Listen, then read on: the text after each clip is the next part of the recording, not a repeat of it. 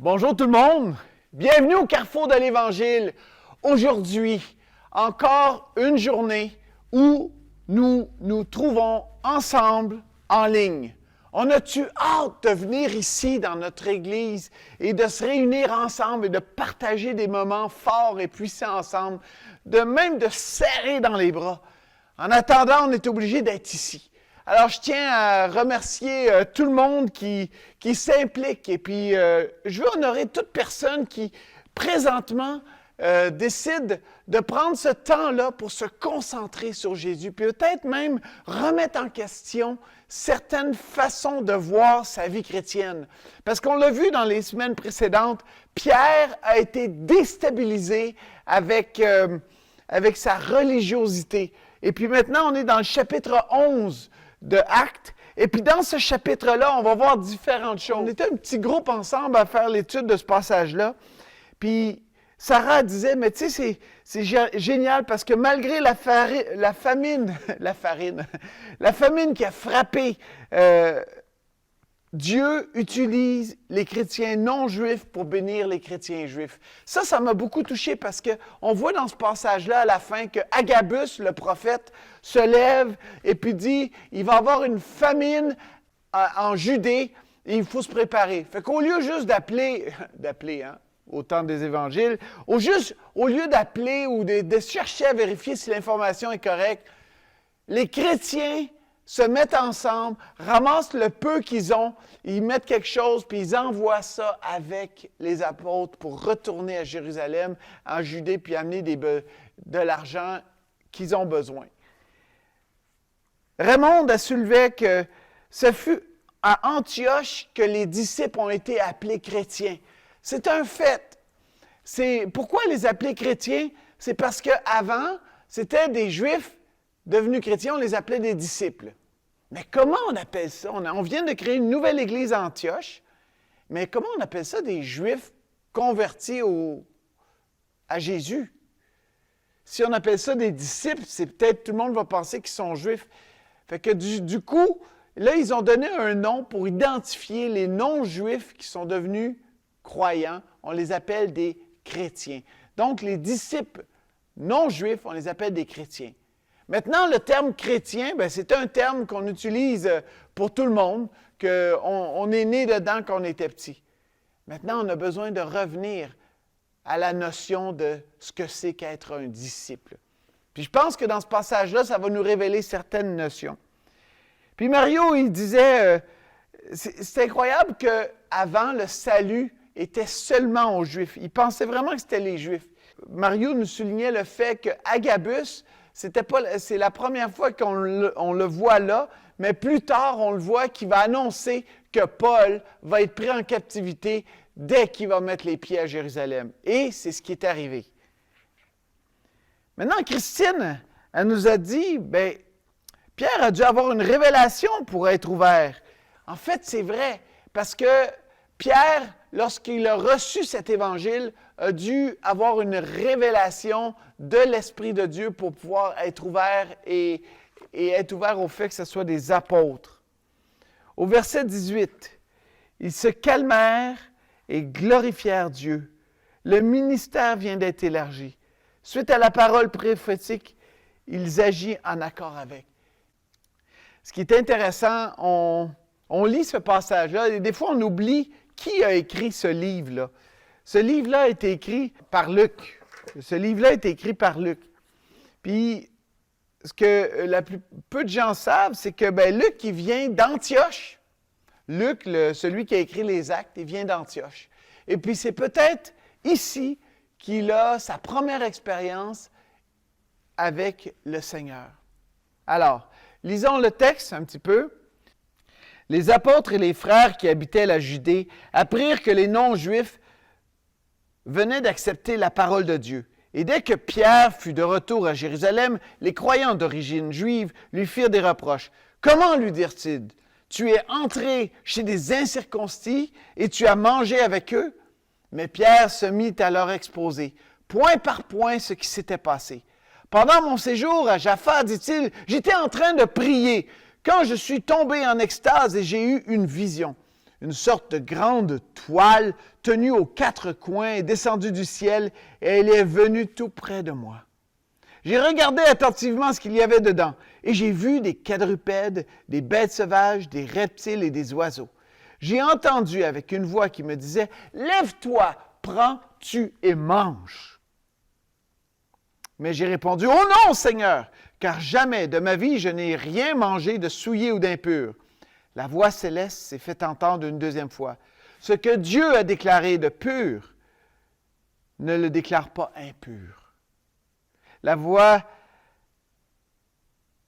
vient de dire à Pierre que ces animaux-là, sur cette toile-là, il peut les manger. Mais Pierre résiste. Ceci est arrivé 3 fois, puis tout a disparu dans le ciel. Et voilà qu'au même moment, 3 hommes sont arrivés à la maison où nous nous trouvions. Ils venaient de Césarée. Et ils venaient de Césarée. Ils avaient été envoyés vers moi. Alors l'Esprit me dit d'aller avec eux sans hésiter. Je pris donc avec moi les 6 frères que voici, et nous nous sommes rendus chez cet homme. Celui-ci nous a raconté qu'un ange lui était apparu dans sa maison et lui avait dit « Envoie quelqu'un à Jaffa pour faire venir chez toi Simon, surnommé Pierre. Il te dira comment toi et tous les tiens vous serez sauvés. » J'ai donc commencé à leur parler quand l'Esprit Saint est descendu sur eux, de la même manière qu'il était descendu sur nous au commencement. Aussitôt, je me suis souvenu de cette parole du Seigneur. Jean a baptisé dans l'eau, mais vous, vous serez baptisés dans le Saint-Esprit. Puisque Dieu leur a accordé le même don, quant à nous, quand nous avons cru, qui étais-je, moi, pour vouloir m'opposer à Dieu? Ce récit les apaisa et ils louèrent Dieu et dirent, Dieu a aussi donné aux non-juifs de changer pour recevoir la vie. Faisons une pause ici, premièrement, pour voir l'obéissance de Pierre. Je ne sais pas si vous avez remarqué, mais depuis le début des Actes, on a commencé avec une personnalité qui s'appelle Pierre, et cette personnalité est en train de lentement disparaître des actes. Ce qui est fascinant avec Pierre, c'est qu'il est juif, d'origine juive, et puis tranquillement, son ministère apostolique aux non-juifs va être transféré à Paul. Mais ça prend du temps, parce qu'ici, on voit que c'est, plus tard, on voit que c'est Barnabas et tout ça. Mais ce qui est important de voir ici, c'est de voir qu'est-ce que Dieu a dû faire dans le chapitre 10, dans le chapitre 11, pour enlever toute la religiosité de Pierre. En fait, pour orienter sa religiosité vers un zèle pour annoncer l'Évangile à tout le monde. Ce qui est fascinant aussi, c'est qu'ici, les gens de Jérusalem, ils ne sont pas excités de voir que des non-juifs deviennent croyants. Au contraire, ils sont, voyons donc, attention, on est-tu en train de marcher sur un terrain où on n'a pas le droit d'aller? Pourtant, dans la généalogie de Jésus, il y a 3 femmes qui sont d'origine non croyante, d'origine non juive. Les disciples, verset 19, s'étaient dispersés lors de la persécution survenue après la mort d'Étienne. Ils allèrent jusqu'en Phénicie, dans l'île de Chypre et à Antioche, mais ils n'annonçaient la parole qu'aux Juifs. Toutefois, quelques-uns d'entre eux, qui étaient originaires de Chypre et de Cyrène, se rendirent à Antioche et s'adressèrent aussi aux non-juifs, en leur annonçant la bonne nouvelle qui concerne le royaume de Dieu. Puis le mot « bonne nouvelle », c'est vraiment « evangelion », « évangile ». Or, le Seigneur était avec eux. Un grand nombre de personnes crurent et se convertirent au Seigneur. Bientôt, l'Église de Jérusalem apprit la nouvelle. Elle envoya Barnabas à Antioche. À son arrivée, il constata que la grâce de Dieu avait accompli et tous les croyants à rester. Il encouragea donc tous les croyants à rester fidèles. c'est le fun que Barnabas, le fils de l'encouragement, encourage les croyants à rester fidèles. Barnabas était en effet un homme bienveillant, rempli d'Esprit Saint et de foi. Et un grand nombre de personnes s'attachèrent au Seigneur. Barnabas se rendit alors à Tarse pour y chercher Saul. Quand il l'eut trouvé, il l'amena avec lui à Antioche. Ils passèrent toute une année à travailler ensemble dans l'Église et enseignèrent beaucoup de gens.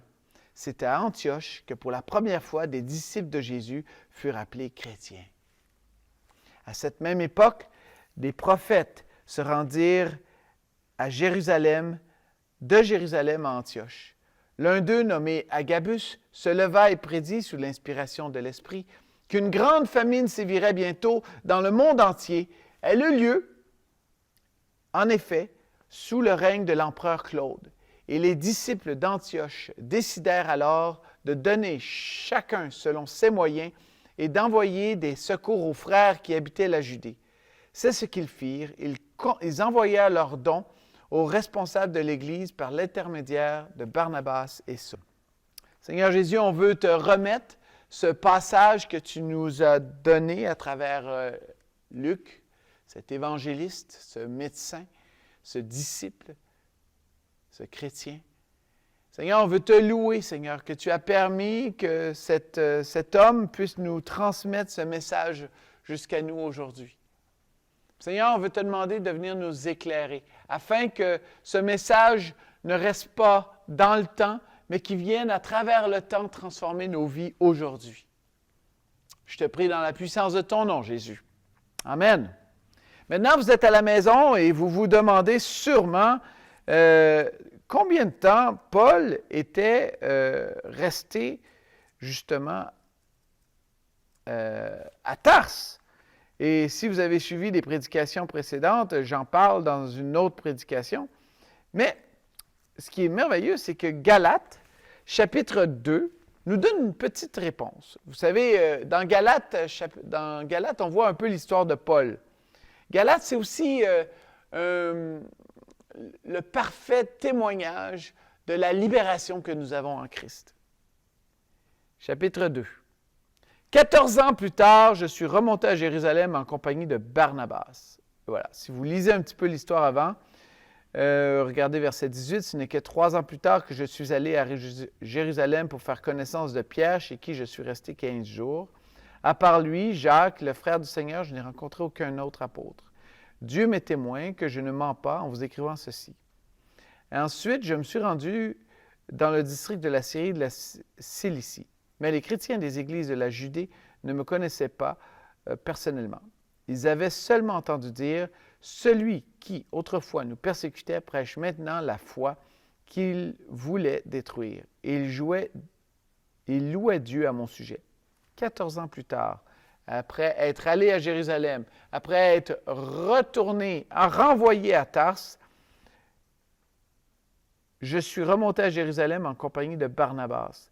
Alors, cet effet-là, dans Galates, chapitre 2, au verset 1er, ce qui se passe, c'est après avoir été à Antioche, c'est ce dont parle l'apôtre.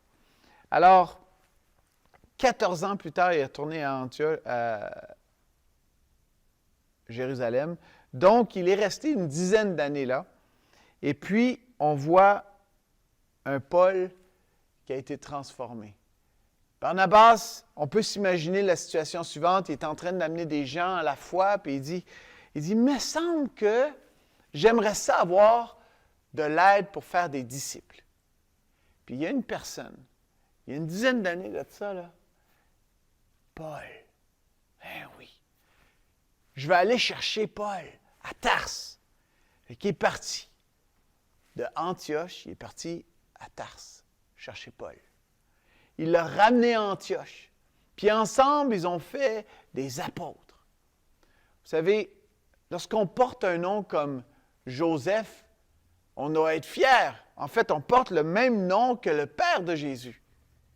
Mais les apôtres ont surnommé Barnabas « fils d'encouragement ».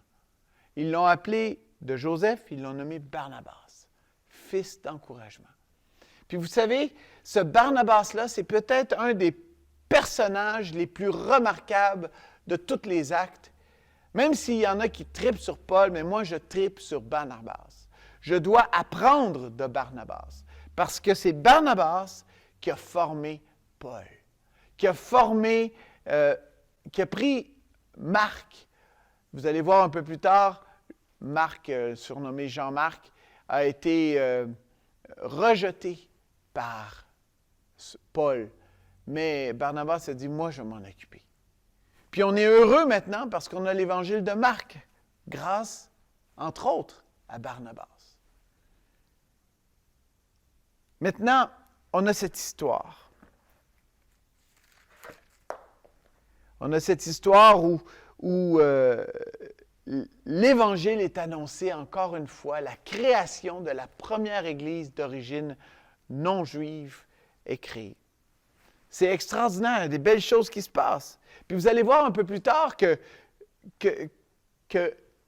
c'est une des rares villes où il y a eu une Église non juive avant d'avoir une Église juive. Et puis après, ça a peut-être créé des tensions.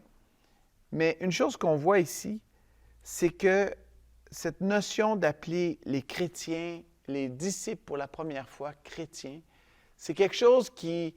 il y a des gens qui disent, qui disent « Ah non, moi j'aimerais bien qu'on ait un autre terme. » Disciple. J'aime ce terme de disciple. Parce que disciple demande la discipline, fait référence à la nécessité d'être sous l'autorité de quelqu'un. Ce quelqu'un, ultimement, c'est Jésus, mais des fois, en attendant, c'est quelqu'un qui nous amène au salut, qui nous amène à la foi, qui nous fait grandir dans cette foi. Disciple, ça veut dire aussi accepter pour un temps d'être sous l'autorité de quelqu'un. Ça demande de l'humilité. Être chrétien, de nos jours, beaucoup de gens disent qu'ils sont nés chrétiens. Quand je regarde le milieu chrétien présentement, j'ai une grande tristesse qui vient sur mon cœur. La tristesse est telle que, parce qu'on se divise sur des choses qui sont inessentielles. On met l'accent sur des choses qui ne sont pas essentielles pour l'Évangile. Mais en mettant l'accent sur des choses qui sont secondaires, on oublie l'appel nécessaire pour proclamer l'Évangile en unité, entre chrétiens. Puis ici, on voit vraiment l'effort de Pierre d'unir les deux églises d'origine non juive et juive et de les amener ensemble pour dire, en fait, on est un seul corps. À cette époque-là, on voit un Agabus, qui est un prophète qui part de Jérusalem à Antioche pour voir qu'est-ce que l'œuvre de Dieu fait là-bas et puis qu'est-ce que lui va pouvoir apporter dans cette situation-là. Puis il ne vient pas sur ses grands chevaux dire on va convertir ces gens-là à la juste, comme nous on veut. Il vient pour chercher la face de Dieu. Est-ce qu'on cherche encore aujourd'hui la face de Dieu? Est-ce qu'on se laisse transformer par celui qui a la puissance de transformer? Est-ce qu'encore aujourd'hui, on écoute la voix de Dieu? Est-ce qu'on entend Jésus nous parler? La plupart du temps, lorsqu'on argumente, on argumente à travers nos connaissances et non pas à travers notre relation qu'on a avec Dieu.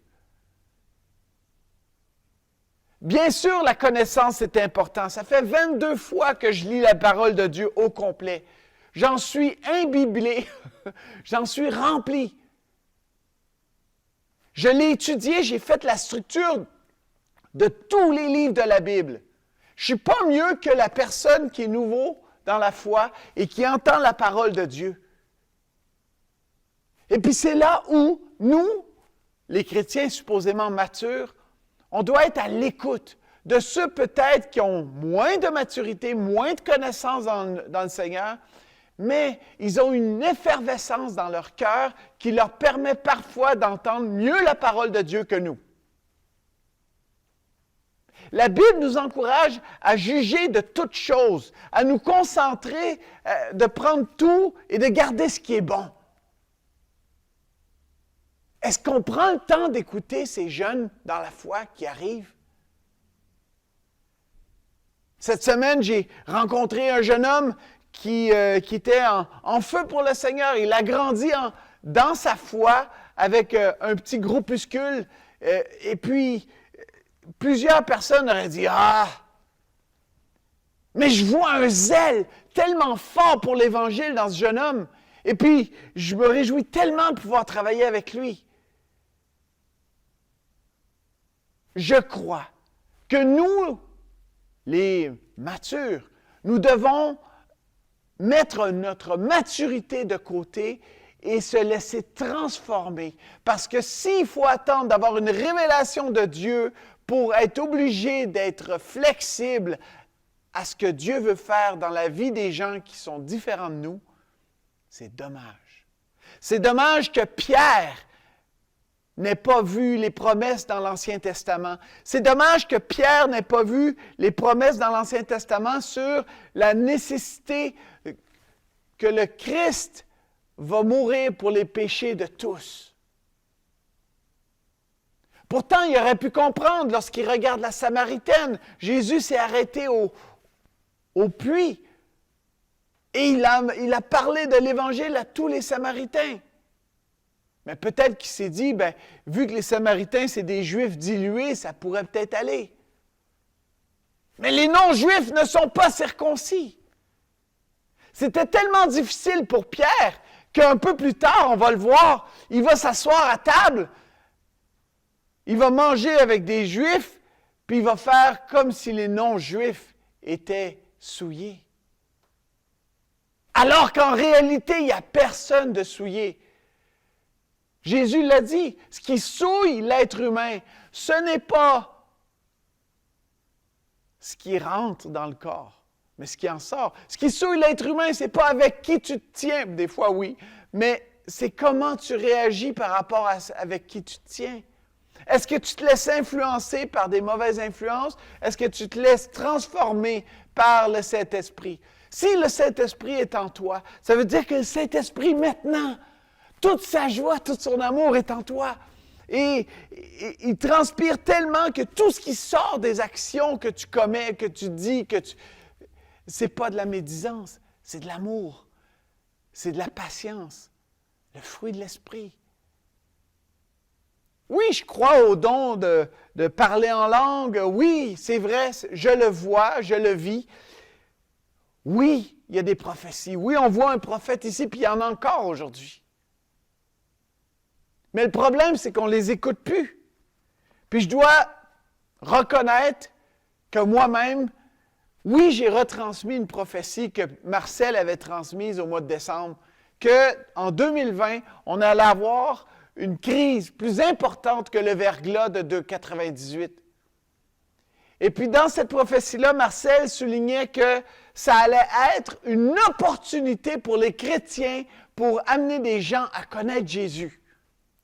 Alors, ne laissons pas cette opportunité, parce que la meilleure façon de connaître Jésus, c'est soi-même de se laisser transformer dans notre intelligence, dans notre être tout entier, à la connaissance de Jésus. Et lorsque nous nous laissons transformer, cette transformation devient tellement claire et visible au monde que lorsqu'on parle de Jésus, ils vont dire « Oui, c'est ce que je veux. Je veux cet évangile. » Maintenant, est-ce que vous voulez un évangile qui transforme? Jésus veut te transformer aujourd'hui. Prions. Seigneur Jésus, je te remercie pour toutes ces personnes qui ont à cœur de laisser l'Évangile rentrer dans leur vie, Seigneur. Je te demande de venir et de les transformer, de les accompagner. Et puis, Seigneur, je te demande que chaque personne qui écoute ce message maintenant puisse être renouvelée par ton Esprit, Jésus. Amen. Alors, pour terminer ce message, lisons ce verset-là. Verset 16 du chapitre 11. « Aussitôt, je me suis souvenu de cette parole du Seigneur. Jean a baptisé dans l'eau, mais vous, vous serez baptisés dans le Saint-Esprit. » Avec tout ce qu'on a parlé ce matin, il est important de donner l'opportunité à toi, si c'est la première fois que tu entends parler de Jésus aujourd'hui, de te tourner vers celui qui a sauvé Paul, Barnabas, Luc, qui les a amenés tous à se tourner vers Dieu. Fait que si toi, tu dis, avec cette crise, ce COVID, toutes ces choses-là qui se passent, le monde n'a pas d'allure, tu as raison. Puis si tu dis, la vie est belle, tu as raison. Mais Dieu n'est pas venu pour que tu aies une belle vie. Il est venu sur la terre pour que tu sois sauvé, toi, personnellement, puis que tu rejoignes le corps du Christ. Alors aujourd'hui, si tu as envie d'être un disciple de Jésus, alors Dieu est venu sur la croix en Jésus-Christ. Il est mort, ressuscité le 3e jour. Puis ensuite de ça, il est retourné auprès de son Père pour nous envoyer le Saint-Esprit pour qu'on soit unis avec lui pour l'éternité. Aujourd'hui, tu as l'opportunité de donner ta vie à celui qui a payé le prix, à Jésus-Christ. Alors, si comme moi, comme plusieurs autres, tu veux donner ta vie aujourd'hui à Jésus, alors répète après moi. Seigneur Jésus, aujourd'hui, je te donne ma vie. Je reconnais que tu es mort à la croix pour moi.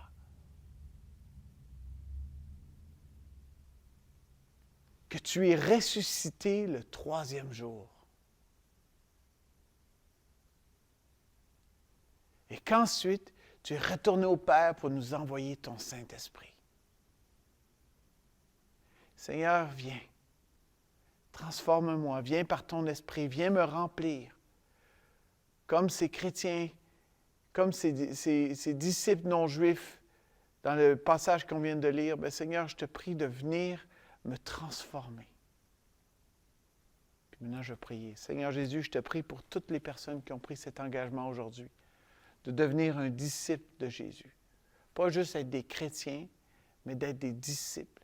Mais Seigneur, je te prie que chacun d'eux, Seigneur, que chaque personne, tu puisses les toucher, les remplir et les renouveler dans la puissance du nom de Jésus. Amen. Merci à tous. Et n'oubliez pas, tout de suite après cette période, il y a Christine ou moi-même qui vous attendent pour une rencontre Zoom. Ça veut dire qu'on va se rencontrer, on va communiquer ensemble. Et puis si vous écoutez ce message-là, passez le